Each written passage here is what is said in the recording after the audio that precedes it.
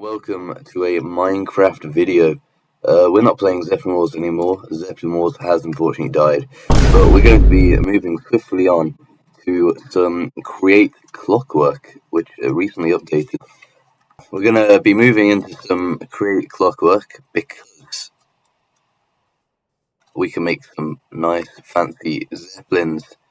Now in Clockwork, generally there's only a few types of vehicles you can make. You can either make a plane, a helicopter, which is kind of not really that great of an option yet, or you can make a Zeppelin. Now Zeppelins are great because they're effectively mobile bases. You'll see in this one I've got in my survival server. It's got an engine, it's got defenses, it's got storages and crafting and a bed. Everything you already need, which you can't really compact into a plane. So, we're going to start off this sort of tutorial guide thing with a look at how you need to power your blimp. Your power source is generally the center of the build.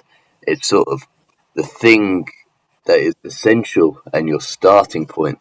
The cornerstone of your Zeppelin build is the engine. Now, generally, you're kind of only stuck with two types of engine. I'm going to show you both of them. You can fuel in different ways, but the first sort of option we have here is the gas burner engine. It just brings in air using an air compressor into a coal burner, and then outputs the gas into each of these engines. It's relatively cheap. It's relatively simple. For any small Zeppelin, this is perfect. 256 RPM output is great because you can put that straight into an engine. You don't have to use another rotation speed controller. So it is a pretty good option if you're working on a small blimp, something small scale. But you'll find when you make a bigger blimp, your air compressor just does not make enough gas. You could probably add more air compressors. What I suggest you do is move on to a steam engine. Your steam engine is a lot more reliable. It's a lot more heavy duty. With this, you're kind of, I'm sure you can get a lot of stress units. If I get a stressometer on this, we're making 24,000 stress units. But that's only because we've got this at a very, very high temperature. It's going to take a while to start up and get it to that kind of heat. The steam engine, guaranteed stress units.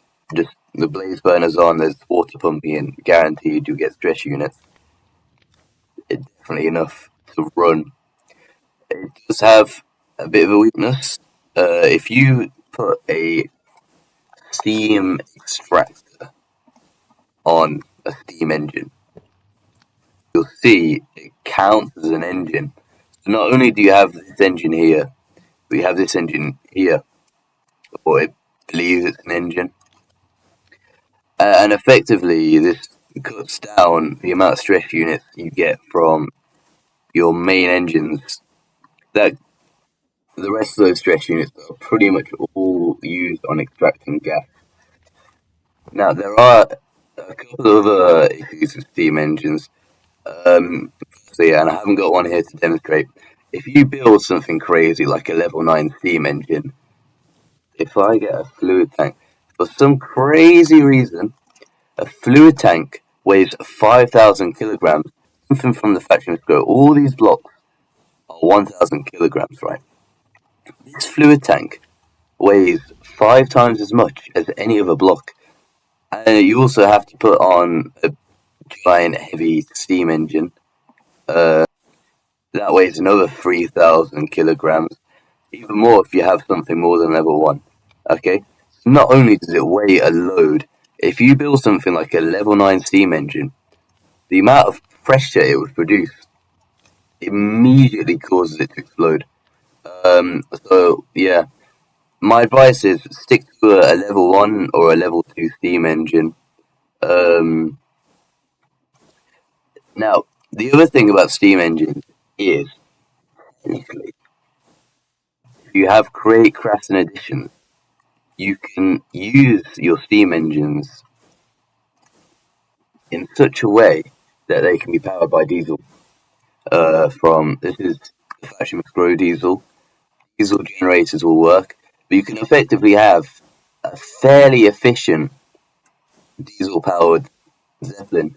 1,000 millibuckets of diesel will power this for 40 minutes, which is a lot more efficient than if you had a diesel engine or something like that. Now, these steam engine designs are about as compact as they get.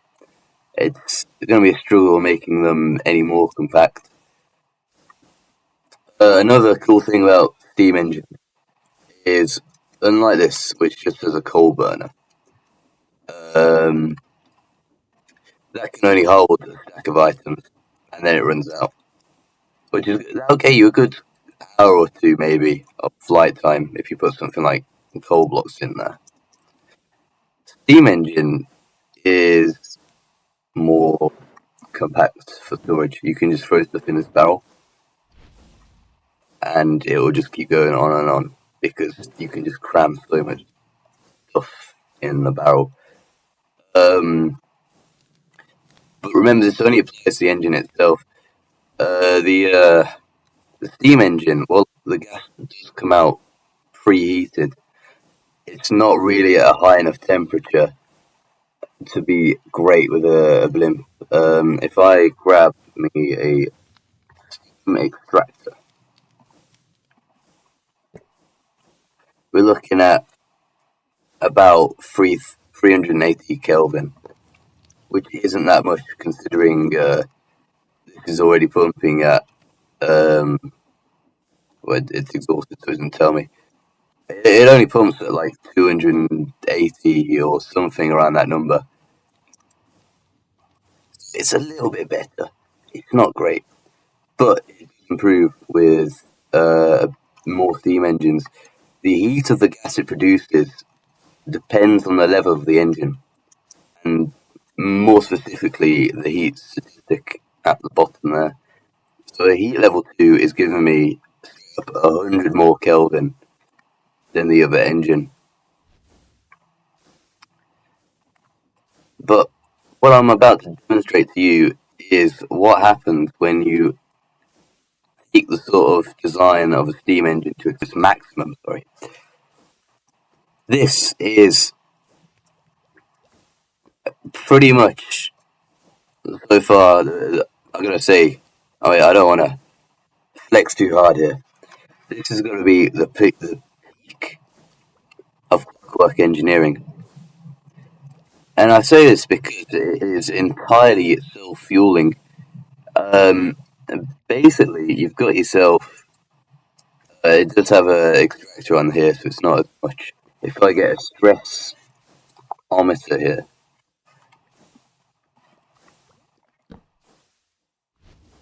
20,000 stress units constantly. Okay. The thing I forgot to mention earlier was these steam engines will still need a coal burner. So that's even more fuel being used if you want to get it to a higher temperature. Now, the way this works is we have cauldrons dripping with lava from the dripstone. And this not only fuels these blaze burners here, it goes into the coal burner.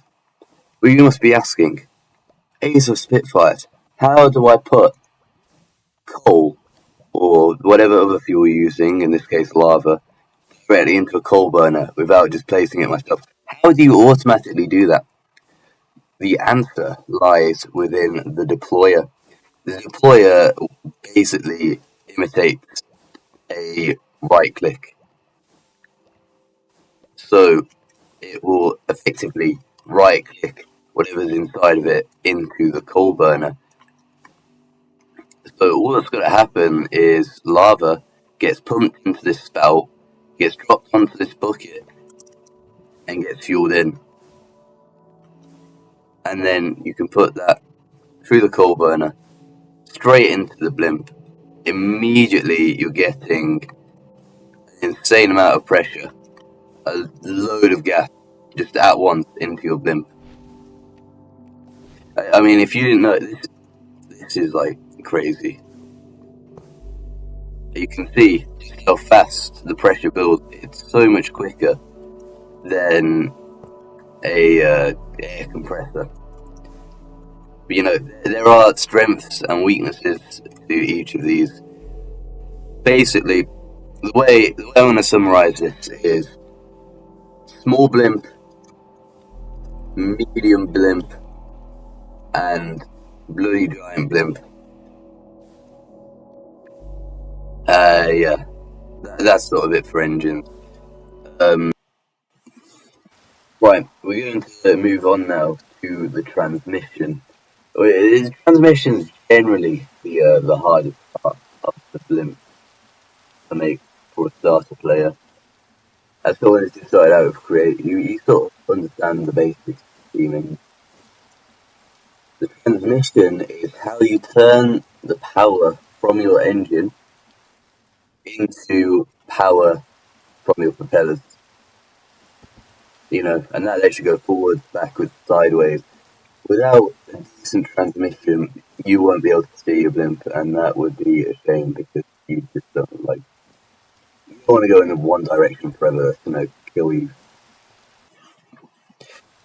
This transmission here is designed with a rotation speed controller, so you'll be able to see how the power gets outputted.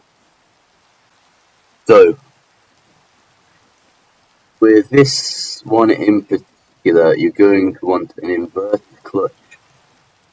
That does require Create connected, but trust me, it's necessary, otherwise it will constantly be on and going. And you'll need like a redstone torch system to shut it off.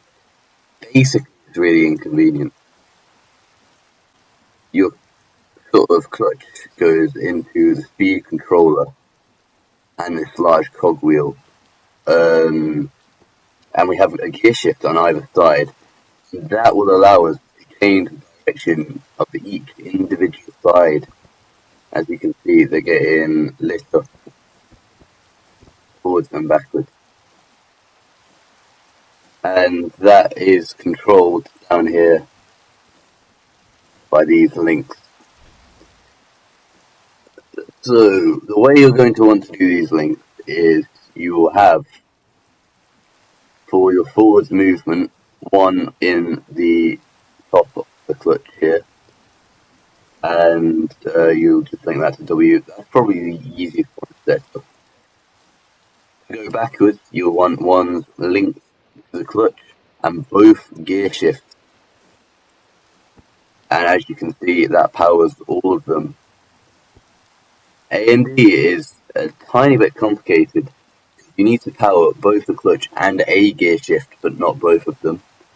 So we've got this temporary block, and that's going to allow us to, with one link, power both of these, which is a bit cheaper. And we have the same thing on the other side. And again, that allows us to turn by inverting each propeller. If they're going in different directions, it will cause the blimp to turn to one side, as one side gets pushed forward and the other gets pushed backwards. As for propellers, there are three sort of factors that contribute to the strength of each propeller. And that is, firstly and most obviously, the speed at which they rotate. So if I switch these on, I've only got this running at 32 RPM, and that's barely going to move anything, okay? That's a tiny amount of speed. If I bump it up to 256, now we're getting somewhere. But you'll notice as we increase the speed of the propellers, so too does the power that is required for the propellers to operate. See, now we need a whole 1,600 units per engine, which is very little. With producing, you'll have a gas extractor on this, steam extractor. So this will be going out with a bit less power. It'll still be like 10,000 stress units, which is more than enough. So that's not really something that's a giant concern. Now, there is also the factor of the angle of your propeller. If I increase this angle from 45 degrees to 60 degrees, remember how it was 1,600 stress units to power it before? Well, now it's gone up to 1,995. So the angle of your propeller increases the speed Zeppelin can go at. It increases the power of the propeller, but again, it does increase the amount of stress units it needs.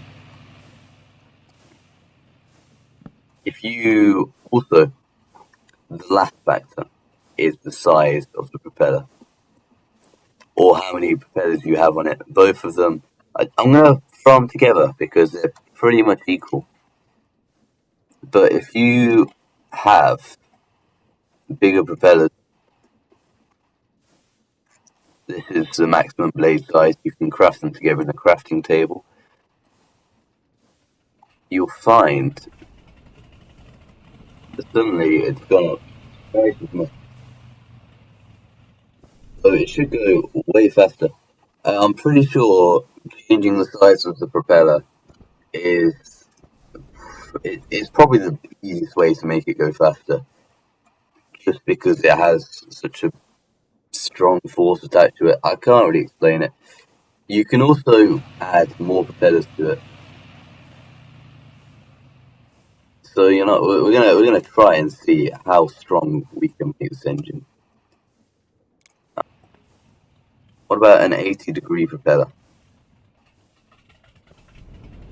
12,000 stress units. That is probably a bit closer to what we're producing.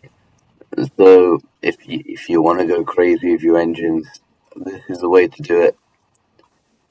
So now we have our engines, our propellers, and our transmission.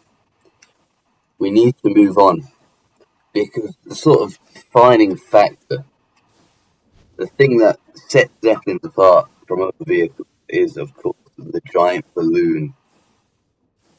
In Clockwork right now, we only have access to hot air balloons. They're planning on adding a hydrogen balloon soon, but in the meantime, we are very limited in how we sort of make our things go up. The way a gas nozzle works is, first of all, you have to get some gas. With your gas engines, obviously, you already produce some air to pump straight into that. With steam, you'll need a block called the steam extractor. I've gone over this slightly earlier, but you just place it on the engine and it starts bringing in gas. But you'll notice the temperature isn't really as high as we need it to be. So we get some ducts and a coal burner.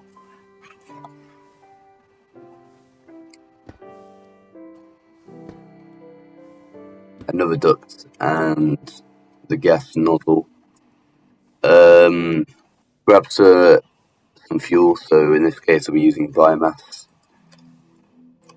And as you can see, the temperature has already gone up to 900 degrees.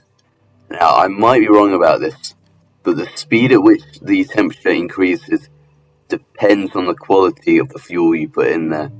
So if you were to put something like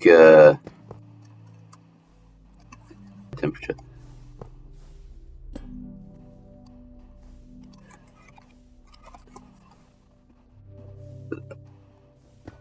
So if you put something like oak planks in there, the effect on the temperature isn't going to be as much as something like, for example, lava. Lava is smelts 100 items. Something like a lava bucket should increase the temperature a lot faster. It's not really proving my point. Here we go. As you can see, way higher temperature and a lot faster as well. So basically, higher quality fuel, faster heating. It's just a great thing to have. Now, moving on to the balloon itself, you're going to want to get a duct and a gas. And this isn't shipified yet, so I can't really turn it into a balloon.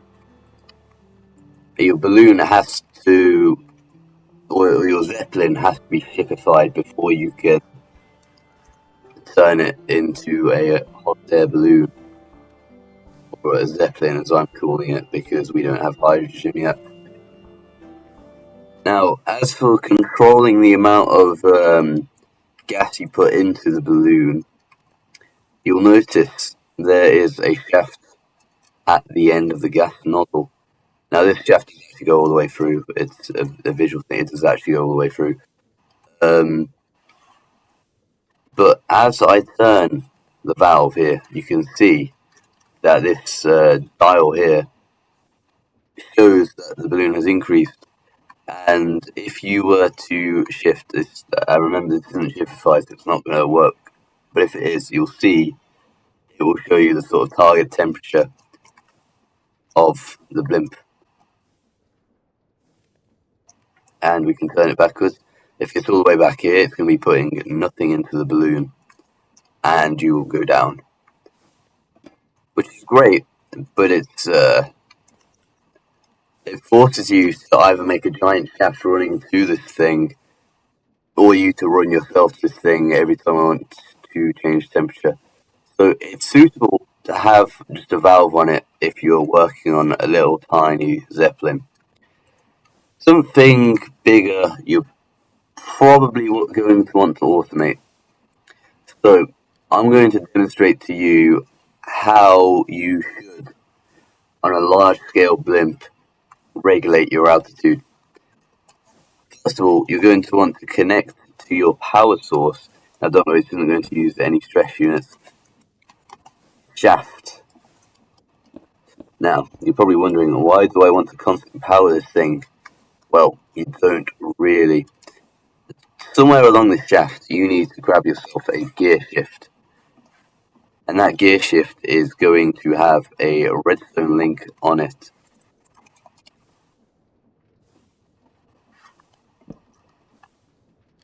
Now, imagine we're somewhere else on the ship. We're in the captain's room. What we're going to need here is an altimeter. And the altimeter is a fancy block because when you reach a certain altitude, it's going to output a redstone signal. Right, so now that you've set up your links, you'll notice when the link is aiming to be higher, or the altimeter, is aiming to be higher than the current location, the valve or the dial here will show that it's on the right, which means that it's going to be pumping gas into the balloon in an attempt to make it go upwards. If you set this below where we currently are, the link will change, and so too will the dial. You could put this anywhere on your ship and remotely control the altitude. It's not necessarily as reliable as just putting a valve on it, because it will constantly be changing as opposed to the valve which stays at a constant position of the ship. I'm going to take you back to my survival server, where I'm going to demonstrate to you how the sort of balloon itself needs to look. So there are a few things that are and aren't allowed to form the shell of the balloon. First of all, your gas nozzle has to be beneath the balloon, like one block beneath it, so the edges are adjacent to the balloon like this. As you can see, I've just broken that, and now there's a leak. You might be able to get away with 1 or 2 blocks off when you first assemble it, but other than that, it will just unform. Basically, it would not assemble. So we have that. The other thing is it needs to be made entirely of solid blocks. There are a few exceptions. First of all, encased blocks. You'll notice we have here a gearbox, which kind of, like, you can see gaps in there. It's not an entirely solid thing, but it's fine because the game allows that. It will allow you to have things like gearboxes, encased cogwheels, all of that forming the balloon. Now, inside the balloon, you can, in theory, and I haven't tested this, you can have non-solid blocks, you can have shafts and things.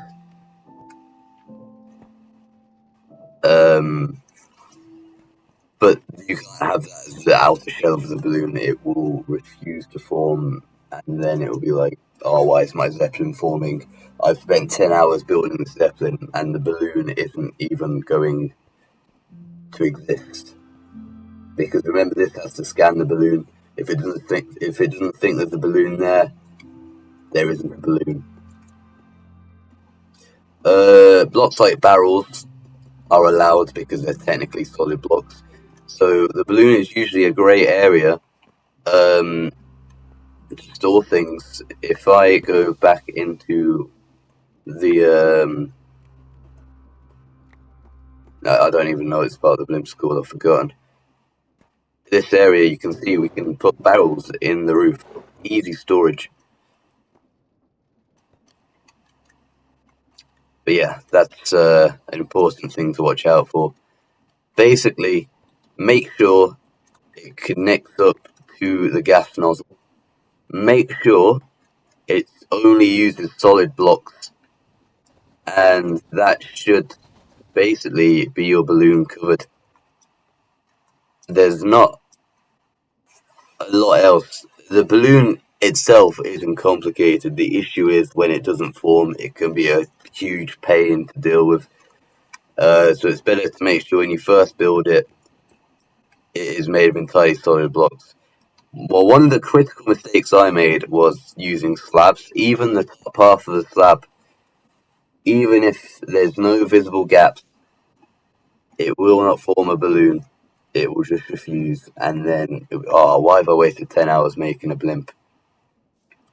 So we are now going to move into how do you actually operate the blimp when you're in survival mode. So once you've got this working, you want to turn the valve,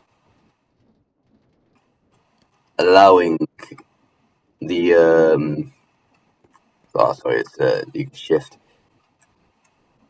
Turn the valve, allowing air to enter, or steam, if it's a steam engine, to enter the balloon. It's going to take a minute. You can crouch to see the target temperature and the current temperature of the balloon. The target temperature is based on the duct heat in the nozzle itself. So it might take a while to rise. It depends on the weight of everything else in the blimp. A giant balloon made of iron blocks is going to take a long time to heat up. It might not take off at all.